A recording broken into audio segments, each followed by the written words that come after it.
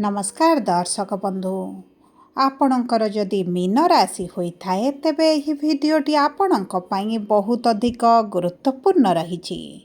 देखंतु समस्त मीन राशि लोक माने जानी रखिबा अत्यंत जरूरी जे समाज हेउ परिवार हेउ मित्र हुअन्तु प्रेमिक प्रेमिका हुअन्तु किंबा आपणक जीवन साथी हुअन्तु समस्ते भावती जे आपणको भल पाइबा प्रेम स्नेह हेउ बा डराई धमकाई हेउ बा आपणक सहित चालाकी करी छलना करी आपणको निज सह जोड़ी रखिले से माने आर्थिक रूप रे हेउ शारीरिक रूप रे हेउ मानसिक स्तर रे हेउ आपणक ठारू बहुत अधिक फायदा उठाई परिबे। सेथिपाई समस्त मीन राशि लोक माने आपण जो वर्तमान दुखित अछंती चिंतित रहुछंती हैरान हेउछंती एवं जो विभिन्न प्रकार समस्या रे रहुछंती एहार सबुठारु बड़ कारण हेउछि आपणको समस्ते व्यवहार करुछंती आपणक उपरे बोझ लदी देई आपणको ठकी समस्ते आनंद नेउछंती निश्चित रे रहुछंती किंतु देखंतु यह आपणको भल लागि पारे बा खराब मध्य लागि पारे किंतु यह हेउछि निराट सत्य। भावन्तु एमिति समय आसीबो जेबे आपणकर बुद्धि उदय होइजिबो किंबा आपण निज कथा भाबिबा आरंभ करिदेबे तेबे कौन हेबो आपणक सहित केउ माने रहिबे एही विषय निश्चित थरे भाबी देखंतु गत 4 वर्ष किंबा 5 वर्ष हेबो आपणकर धन हानि हेउची शरीर हानि हेउची मान हानि हेउची किंबा निजस्व संपत्तिर हानि मध्य घटी चलीची। समस्त मीन राशि व्यक्ति विशेष माने अल्प हेउ बहुत हेउ किछि ना किछि अवश्य हानि घटिबार अनुभव करिछंती किंतु समय बा कालचक्र रे सबुबले समान परिस्थिति न थाए। एही जुलाई मास 27 तारिख रे कर्मर न्यायर कर्ता धर्ता शनिदेव करुछंती निज चलन रे विराट परिवर्तन एवं शनिदेवंकर बार्गीरु हेबाकु जाउछंती बकरी।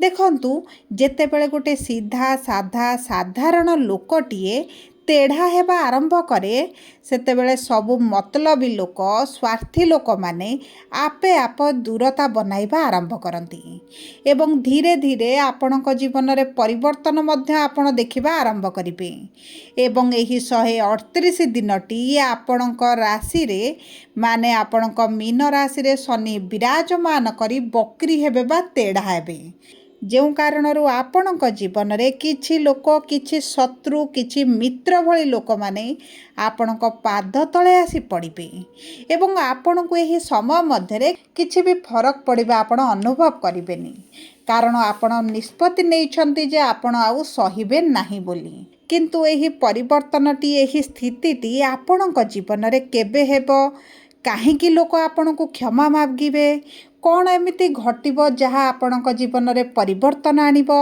एवं देखंतु आपणक जीवन रे ही 27 जुलाई रु 11 डिसेम्बर मध्यरे केबे एही सब परिवर्तन गुड़िक हेबो आपणको विस्तृत भाव रे वीडियो माध्यम रे आगो को जणाइबी सेतिपई आपण धैर्य धरी देखंतु बुझंतु एवं आपणक प्रियजनक सहित वीडियोटी को शेयर करंतु।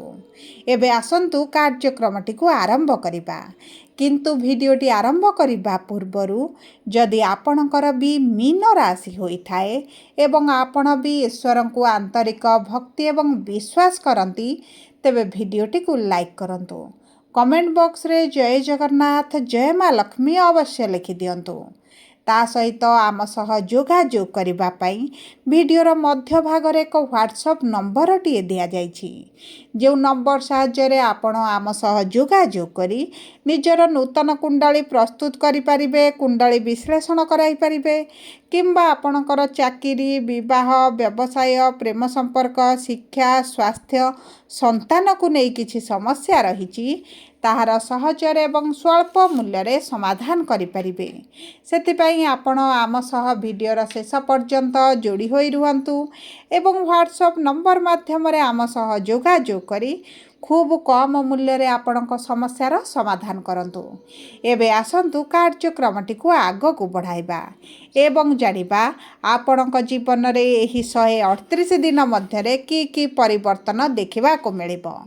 देखंतु ज्योतिष शास्त्र अनुसार जेतेबेले गोटे पापी ग्रह बक्री होइथाए सेतेबेले तार प्रभाव गुड़िक बढ़ी जाए एवं गोटे घर पछकु मध्य ताहार प्रभाव पड़िबा आरंभ हो जाए। माने मीन राशि लग्न भाव में जेहेतु शनि विराजमान करिसेंती गोटे घर पछकु माने द्वादश भाव को मध्य शनिकर प्रभावित करबा पई जाउछंती एवं द्वादश भाव में जेहेतु राहु विराजमान करिसेंती शनि बक्री हेबे माने आपणकर द्वादश ग्रह रे थिबा राहु को मध्य प्रभावित करिवे एवं शनि राहुंकर एकत्र हेबाटी आपणक जीवन रे एक प्रकारर झड़ मध्य आनिबा पई जाउची। तेबे सर्वप्रथम हेबो आपणक जीवन रे जदि विदेश जीवा पई चाहुतिले एवं विदेश ग्रस्त रे समस्या देखुतिले आपणकर इमोशनाली हेउ कोनोसी ना कोनोसी कारणवशतः आपण विदेश जाई पारु नथिले अर्थ रोजगार करिबा पई चाहिले मध्य आर्थिक स्थिति को परिवर्तन करिबा पई चाहिले मध्य करि पारु नथिले सेही सब क्षेत्र रे आपण शुभ फल प्राप्ति करिवे। आपणक विदेश जीवार अति प्रबल योग बनुछि किंबा जदि आपण अर्थ को कोनोसी जगह रे इन्वेस्ट करूछंती पूर्वर इन्वेस्ट करि चालुछंती तेबे आपणको मध्य सेही सब क्षेत्र रे शुभ फल प्राप्ति हेबो।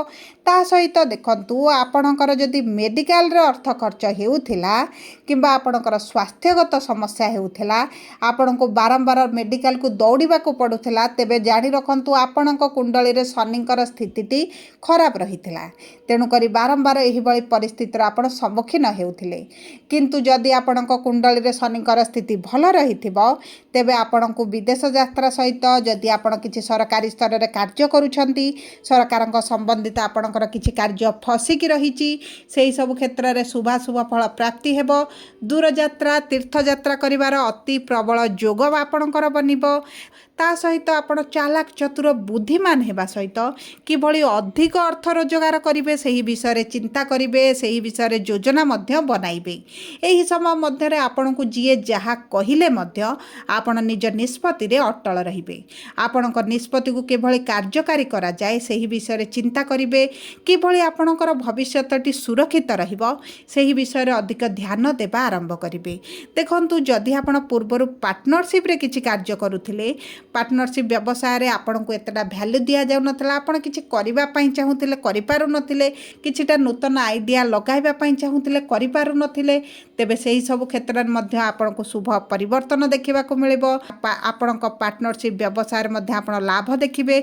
जदि ऑनलाइन रिलेटेड किछि कार्य करूछंती आईटी सेक्टर एआई फील्ड रे कार्यरत अछंती तेबे सेही सब क्षेत्र रे आपनको अति उत्तम फल प्राप्त हेबो।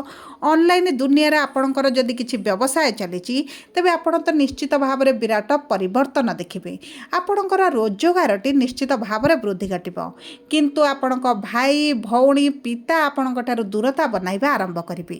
आपण जेहेतु निज विषय रे चिंता करिवे तांको स्वार्थ पूर्ण हेबो नाही आपणक ठारू दूरता बनाइबे आपणक ठारू संपर्क काटिबा मध्य आरंभ करिवे।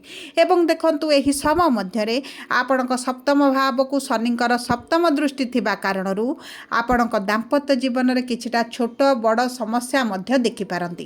जदि आपणकर पूर्वरु कोर्ट कचेरी केस चलीछि दाम्पत्य जीवन अति मधुर रही नाही एवं आपण डिवोर्स चाहुछंती तेबे मध्य आपणको सेतिरे शुभ फल मिलिबो।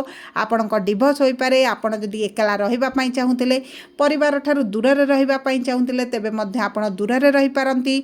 किंतु एही समय मध्य रे आपणकर आर्थिक स्थिति भल हबो आपणक दैनंदिन रोजगार रे वृद्धि घटिबो एवं ता सहित जदि आपण विवाह करिबा पई चाहुथिले विवाह रे विलंब हलाणी आपणक बयस 28 अतिक्रम करि सारिलाणी किबा 30 अतिक्रम करि सारिलाणी विवाह होई पारु नथिला तेबे आपणक विवाह पई अति प्रबल योग बनिबो।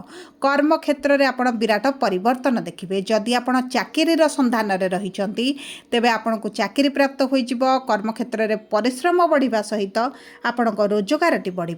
देखंतु दशम भाव को शनिकर दशम दृष्टि थिबा कारणरू आपण जदि सरकारी चाकरी मध्य संधान रे रहिथिले सरकारी चाकरी पई चेष्टा करुथिले तेबे आपण को सही सब क्षेत्र में शुभ फल प्राप्ति हेबो।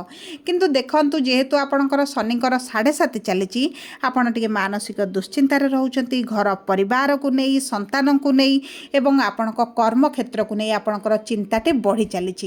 किंतु एही बकरी हेबा स्थिति रे शनिकर तेढ़ा हेबा कारणरू आपणकर एही समस्या गुड़िक रहिबो किंतु आपणक उपरे प्रभाव पड़िबा कमी जिवो।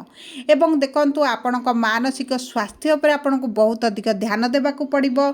आपणक बीपी डायबिटीज उपरे ध्यान देबाकू पड़िबो। खाद्य उपरे बहुत अधिक ध्यान देबे एवं ता सहित जेहेतु आपणकर एकादश भावर स्वामी शनि अटंती आपणक एकादश भाव को मध्य प्रभावित करिवे।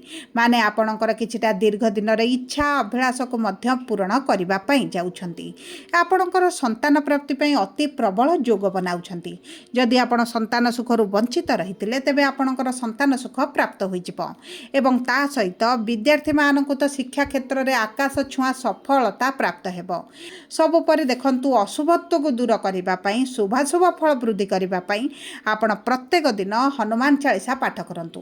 काऊ को प्रतिदिन खाइबा पई दियंतु एवं मंगलवार शनिवार दिन हनुमान मंदिर रे चमेली तेल सहित आपण सिंदूर दान करंतु। गुरुवार बुधवार दिन गोमाता को सबुज रंगर जिनिस किछिटा खाइबा पई दियंतु आपणक पई अति शुभदायक रहिबो। जदि आपणकर मीन राशि होइता है वीडियोटी किभଳି लागला कमेंट बॉक्स रे लिखि जणांतु। जदि आपणक प्रियजनकर मीन राशि होइता है वीडियोटी तांको सहित शेयर करंतु। जदि प्रथम थर आम चैनल को आसिछंती चैनल टी को सब्सक्राइब करंतु।